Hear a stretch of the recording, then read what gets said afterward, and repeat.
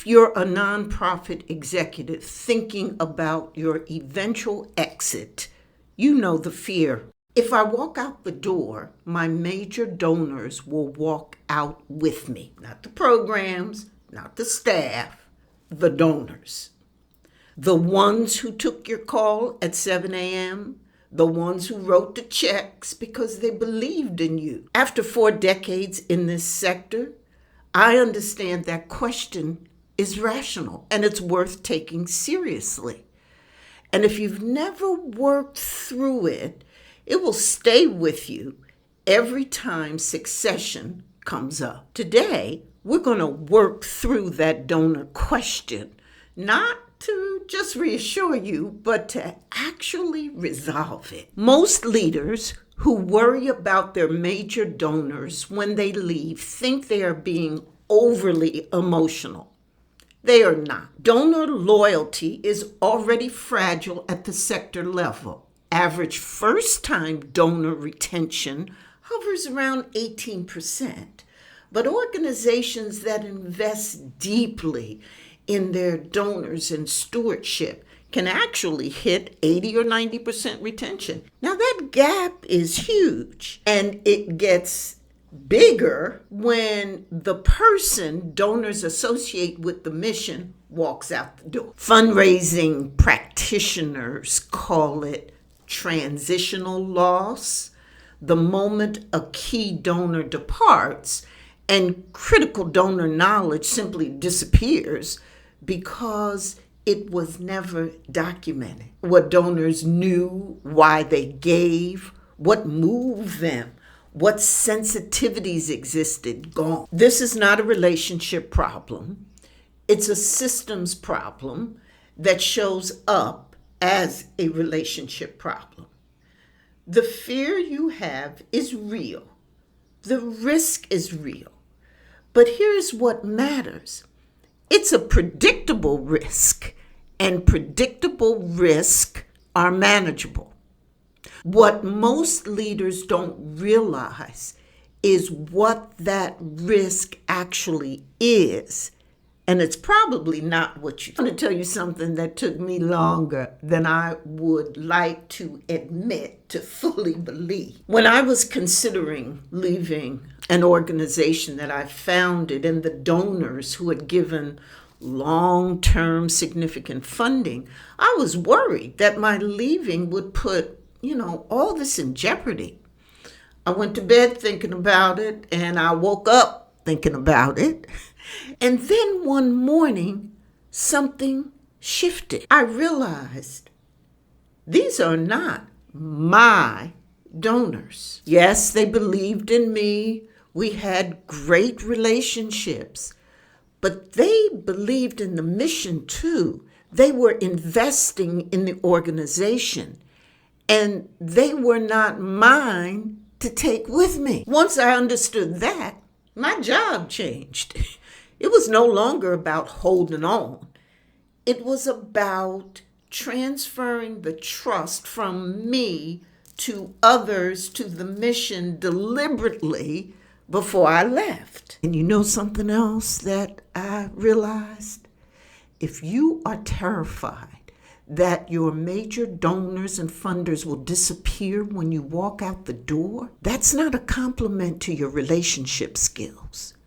It's a signal that succession and governance were not built to outlast you. Some leaders, and this is now being talked about publicly in the fundraising world, treat donors as a personal portfolio. Some even try to take donors with them when they move to other organizations. That's not a relationship. That's a dependency. And it is the organization's donors who pay the price. Donors are not easily broken.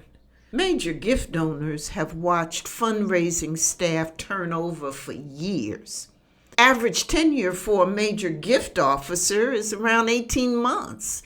They have seen people come and go, and it's not the donor's job to hold on through a transition. What damages donors is not the departure, it's the silence, the vague two-sentence email, the absence of a visible plan. The transition does not create the donor problem. It reveals whether a shared mission-centered donor culture was built and exists in the organization. And when that culture is missing, there are 3 specific mistakes departing leaders make that almost guarantee those major donors will leave. And if you're currently navigating this and need a way to raise succession with your board without everybody assuming you're announcing a resignation and get concerned about their donors, I put together a board conversation starter with exact language you can use. The link is in the description. There is a pattern in leadership transitions that cost organizations their major donors, and it is almost always the same 3 moves.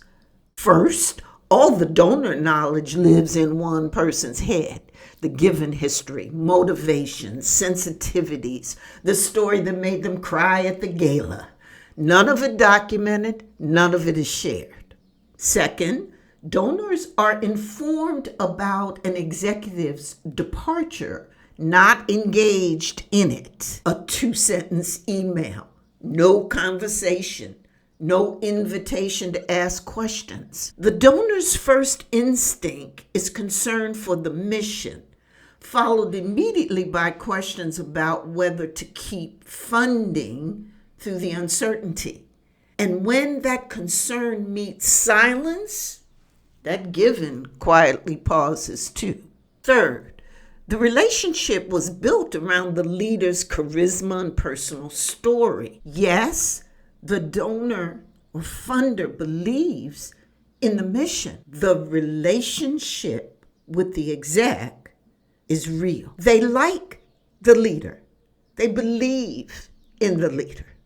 When the leader leaves, the attachment to an individual has nowhere to go. Now, here's the other side of this.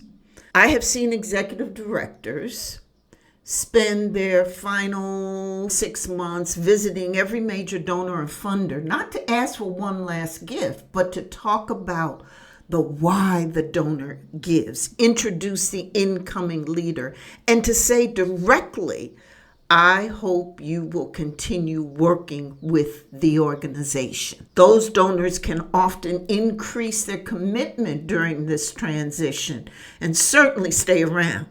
And so the difference is not the quality of the relationship, but whether that relationship can be re-anchored to the mission and the outgoing exec be very intentional about seeing that outcome occur, which means the most important moves are not made during the transition, but are made before it.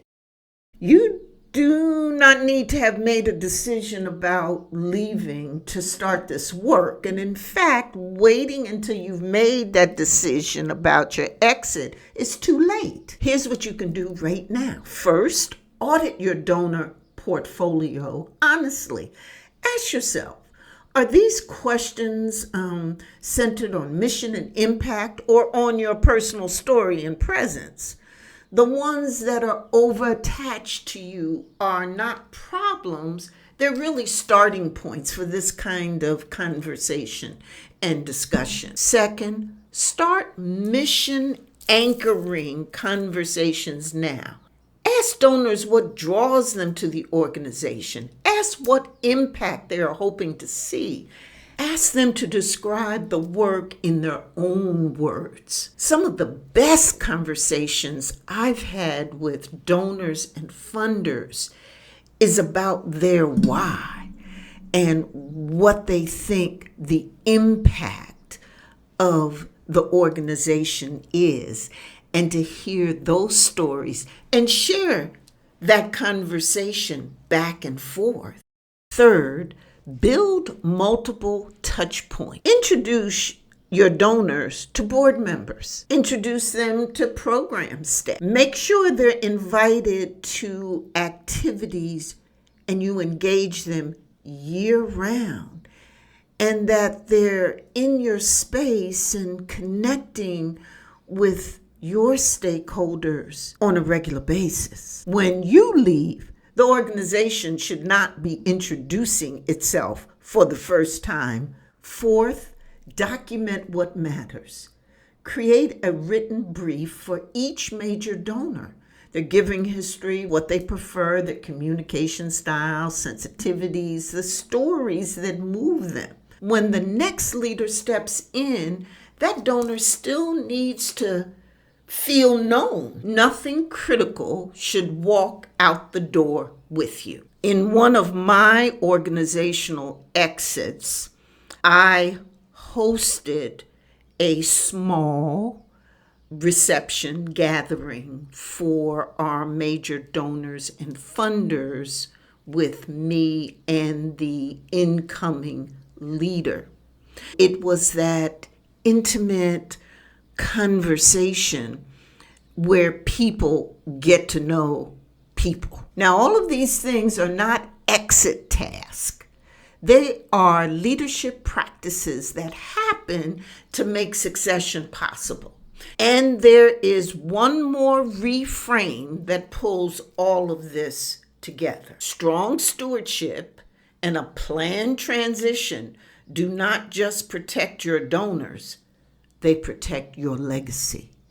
If the mission keeps moving after you leave, if funders stay, if giving grows, and the next leader is set up to succeed, that is the clearest proof that what you built was real. The leaders who leave their organizations stronger than they found them are not the ones who stayed the longest. They are the ones who planned the most intentionally. If you are within 5 years of stepping away, or even if right now leaving feels unthinkable, this is the moment to start transferring that trust from you to the mission and to others so that you widen the relationship with your donors and funders. You built something worth protecting, and that protecting starts now. So now that you know how to protect your major donors through a transition, you are going to want to think through what happens when no one is ready to step into your seat. Check the video on the screen, and I'll show you right now how to do it.